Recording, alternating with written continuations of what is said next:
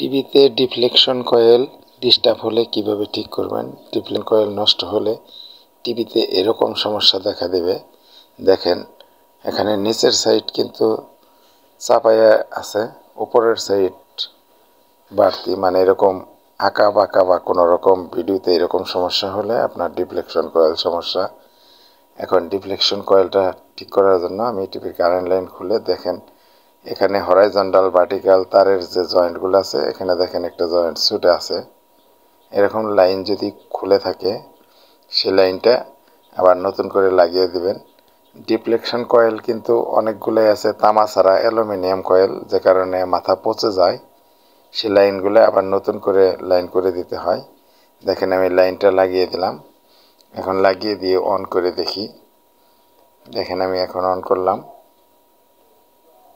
On করার পর দেখেন এখানে নিচের সাইড ঠিক হয়েছে, কিন্তু উপরের সাইড আবার চেপে গেছে, সমস্যা আরও রয়ে গেছে, আরও কোনো তারের মধ্যে সমস্যা বের হবে।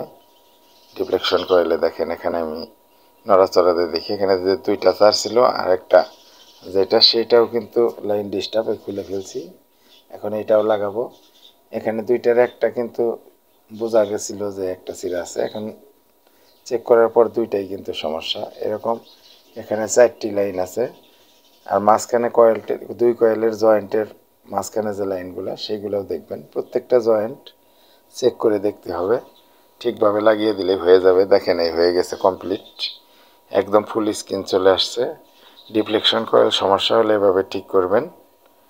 এরপর যদি আপনার ওই যে নিচে কাপা কাপা দাগ আসছে এরকম সমস্যাগুলো হলে, ভার্টিক্যাল সাইডে সমস্যা থাকলে ভার্টিক্যাল আইসির লুজ থাকলে জ্বালাই করবেন, বা আশেপাশের ক্যাপাসিটার দুর্বল আছে কিনা, পিএফ দুর্বল আছে কিনা দেখে ঠিক করে নেবেন।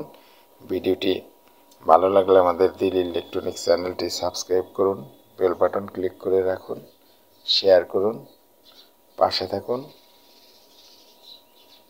আমাদের কাছে ইলেকট্রনিক্সের কাজ শিখুন, বা প্রাইভেটভাবেও কাজ শিখতে পারেন। কাজ শেখার জন্য যোগাযোগ করুন 01913424881।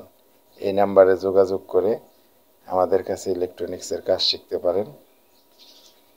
ভিডিওটি দেখার জন্য ধন্যবাদ।